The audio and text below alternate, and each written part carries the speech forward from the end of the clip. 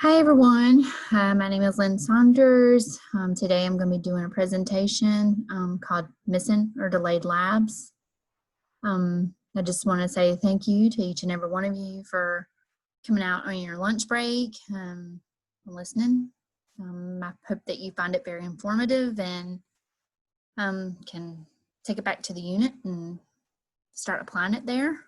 So let's get started. So missing or delayed lab results. Description of the problem.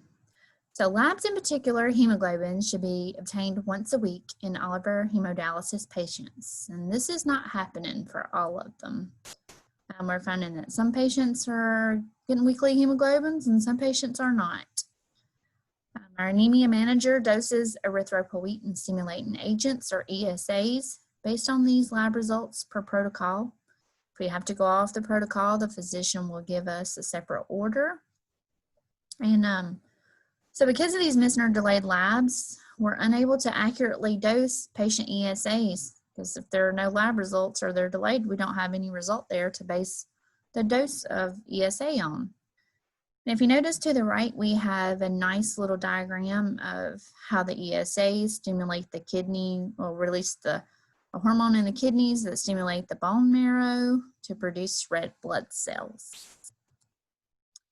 So some causes for missing or delayed labs, some in-center reasons for missing or delayed labs, or some of the most common lab delays are due to entry errors in placing the orders from the facility. Sometimes there's duplicate orders that the nurses put in, or the nurse may put in an order and then the doctor put in an order. So these duplicate orders that are in can cause the lab to cancel the tube once it arrives there. Another reason for an in-center delay or missing lab is the staff are forgetting to obtain these specimens. Another reason are nurses are not moving lab orders to the patient's next scheduled treatment if they've missed lab day. Whether they be in the hospital or they just decide to be a no-show for the day, the nurses aren't moving them, and we're finding that to be a problem. Some of the laboratory reasons for missing or delayed labs is the lab courier delays in getting specimen to the laboratory. Our laboratory is out of state. It's in New Jersey, and we're in North Carolina. So if the plane takes off late from the airport, then our labs are late as well. If there's any kind of delays, let's say we have inclement weather and the planes can't fly out, or we can't get the specimens to the airport, then they're delayed. Test cancellations due to hemolysis or insufficient quantities and clotted specimens are another reason for missing or delayed labs. The turnaround time from the lab and processing our specimens are often delayed. And again, that could be from couriers, it could be from errors in the tubes once they receive them. Maybe they don't have a label on them, maybe they don't have the patient's name. So how are missing or delayed labs significant to nursing? They have a significant impact upon patient outcomes, patient satisfaction, and ultimately their patient well-being. The anemia nurse cannot accurately dose ESAs when there are missing or delayed labs. It's very difficult to meet hemoglobin goals of 10 to 11. It causes a lack of confidence in the nurse from a patient standpoint when asking the nurse about labs and there are no lab results to share with the patient. It just kind of stinks when the patient says, hey, what was my hemoglobin from Wednesday? And you're like, well, we don't have any lab results back yet, and we hope to have them soon. And lastly, these missing and delayed lab results cause a delay in patient outcomes that eventually do have an impact upon our facility's financial reimbursement from governmental programs such as Medicaid and Medicare. So why the need for change? The rationale for change. The need for punctual and completed hemoglobins are critical for the anemia manager and the patient. Timely and accurate laboratory testing are important for delivering safe patient care. If we don't have lab results back, it's not only hard for the anemia nurse manager, but it's also hard for the doctor to determine, what kind of treatment changes needs to be made, and to improve patient outcomes, to establish confidence and trust between the nurse and the patient. Again, if you don't have lab results and the patient is asking the nurse, well, what was my hemoglobin? Every week they know that we get these tubes. They see us get them. And then if they, if they're involved in their care and they want to know what their hemoglobin was and we don't have a result to give them, it looks bad on our part. It looks as if we're not doing our job. So these changes have a positive impact upon our facility's financial reimbursement from government programs. The more we can keep our hemoglobin goals between 10 to 11, the better off our financial reimbursement is. Our CQS numbers are better, and it really does have an impact upon our government programs.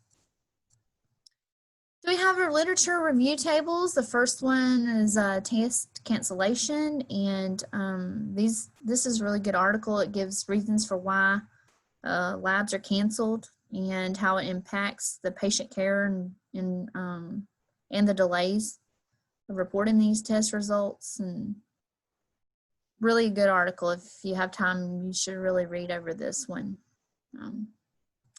So article review number 2 talks about delay in reviewing test results and how it prolongs hospital length of stay. This was a retrospective cohort study, and it basically goes over how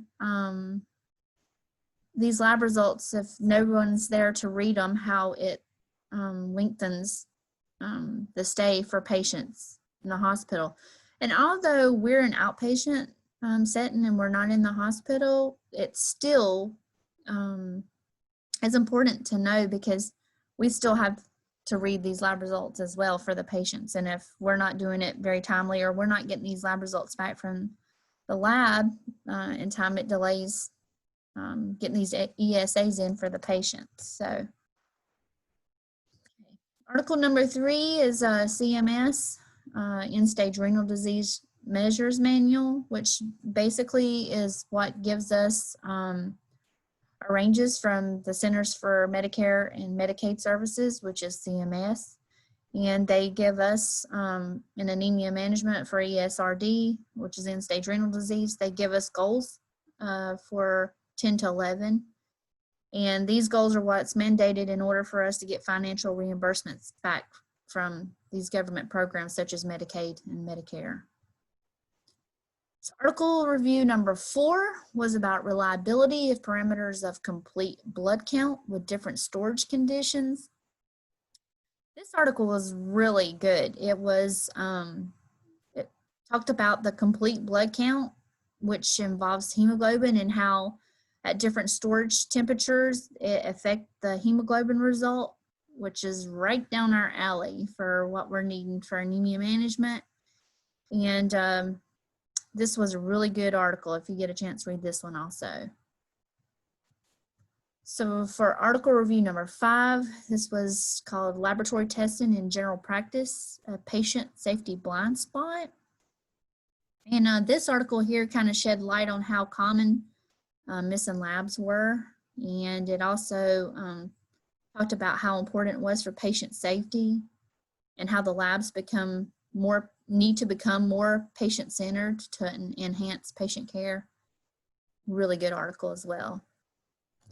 So article review number 6 was called Specimen Rejection in Laboratory Medicine, Necessary for Patient Safety. And this article here evaluated samples that was sent into the lab for a time period of like 12 months, and it gave different reasons for why the labs rejected the specimens that came in. And the most common rejection for this particular study was due to fibrin clots. So in other words, you have clotted samples. And the other thing was inadequate volume. And when we receive back our labs, most of the time they say insufficient quantity. But this article also focused too on the turnaround time for the labs and other reasons for delays. and especially in our hemoglobins. And so shortening that turnaround time from the lab to us getting the lab results would be really helpful in being able to more quickly dose our ESAs for the patients. So article number 7 was error identification and high volume clinical chemistry lab, a 5-year experience. This article focused on a 5-year study that they done with a lab, and it also too focused on why lab tests were being canceled. A lot of times they found if the specimen wasn't properly stored, or there was an incorrect order, or the specimen could be canceled. And it too addressed the turnaround time as being one of the most noticeable signs of laboratory service, and it was a performance indicator for them. So that was really interesting. Article review number 8 is called Beyond the Lab, the link between health IT and laboratory test problems. This article was really good for talking about how information technology was introduced to reduce errors and to improve efficiency in the lab testing process. But then it also talked about how using this technology could cause human data entry errors, and so therefore that could have an impact upon the lab results and even the data display. So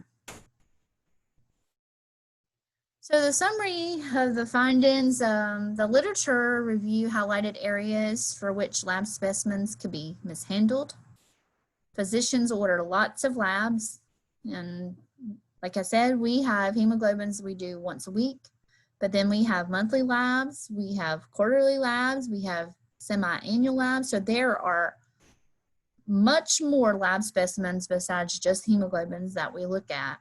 And the expectations are that the specimens are kept at the right temperatures, they're labeled correctly, and they're delivered to the laboratory within an acceptable time frame. The turnaround times from laboratories for producing lab results vary and affect patient care, but the expectations are that the results are not delayed due to processing errors. If it's something that we can keep them from canceling our tubes, such as incorrectly labeling it, then that's something important that we could do to help not be missing labs or having a delay in them. So the proposal statement is the proposed changes that need to occur in preventing missing or delayed lab results are initiating bright fluorescent colored hemodialysis stickers, placing a missed lab basket at the nursing station, and designating a staff member to follow up on missing or delayed lab results. These improvements can have a significant impact upon patient care, patient satisfaction scores, patients' overall well-being, and our unit's financial compensation from governmental programs. So 3 recommendations for change. As you see up in the right-hand corner are these simple fluorescent stickers. However, initiating these bright fluorescent colored hemodialysis stickers to alert the lab that these are dialysis specimens and needed to be processed promptly could really be good for us. It could, hopefully the lab, when they get them, they'll see, oh, these are dialysis specimens, and they won't delay in getting them processed. Now, number 2, implementing a missed lab basket at the nursing station to remind nurses to move orders to patient's next scheduled treatment. It's going to be really helpful. The PCTs can, if they've missed labs for the patient for that day, or if the patient didn't come or they were in the hospital, they could simply put these tubes that are in a little baggie into the basket, and the nurses will then know, hey, I need to move these to the patient's next treatment. So number 3, designate a staff member to follow up on missing or delayed lab results. I can't tell you how much time I spend a week playing detective, trying to hunt down why these patients don't have lab results. I'm looking to see if they're in the hospital, or I'm looking to see if maybe the lab just hasn't processed them yet. So designating a staff member to follow up on these would be really beneficial to the anemia manager, and working with her or him to figure out why these patients don't have labs or why they're delayed. So 3 suggestions for implementation. The fluorescent hemodialysis stickers will be implemented by the unit secretary. There's no added expense, and she labels the tubes already for the lab. She's familiar with how the printer works, and she does our ordering from Staples and anywhere else that we need to get supplies. So her doing this would be, it may take her a little bit extra time, but it's not really an extra expense. And I know that she would be more than willing to do this for us. So number 2, Miss Lab Basket will be placed at the nurses station and implemented by the nurses. Patient care technicians will place their Miss Labs in the basket, and again, that just will alert the nurse that they need to move those lab orders to the next treatment. And even though those will still cause delayed labs, at least the patient will still have labs for that week. And although they may be delayed a day in getting their ESA, at least they'll have it, and it'll be based upon accurate lab results. So number 3, designated staff member to follow up on missing or delayed lab results will be implemented by the nurse manager. She has to be the one to educate and train the staff and financially compensate this person.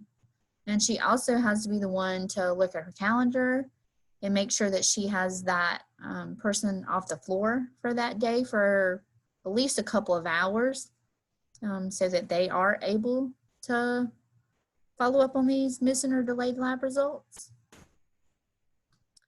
So in conclusion, we know that labs are an important part of the hemodialysis treatment regimen. I can't even stress enough how important. We have, even the high, even a potassium level, if it's high, if patients skip treatment and their potassium level is high, it is so important for us to know that. I mean, it could be the difference between life and death. But even for, the hemoglobin, patient could be having a GI bleed and we really need to send them for a transfusion, or they're a new patient and they come in and their hemoglobin is in the toilet. It's so important for us to have these labs. So these proposals of fluorescent hemodialysis stickers and Miss Lab baskets and a designated staff member to follow up on missing labs, they will create positive outcomes for patients. By implementing the proposed methods, we could significantly improve our current lab situation. ESAs can be dosed more accurately with timely lab results, and the quality of life for our patient population could improve. Their well-being, if their hemoglobin is a little bit higher and they're not so anemic, they feel like doing more.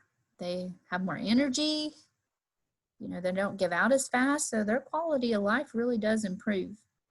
So these outcomes will have an impact upon our yearly financial compensation from governmental programs. So, really, it's a win-win for staff. It's a win for our patients and our company as a whole to benefit from these proposals. So do you have any questions, any comments? I'm open to suggestions for any other ideas on how to improve the units for not having these missing or delayed lab results. Even if we have to get in touch with a manager at the lab and figure out, I realize right now we have COVID testing also.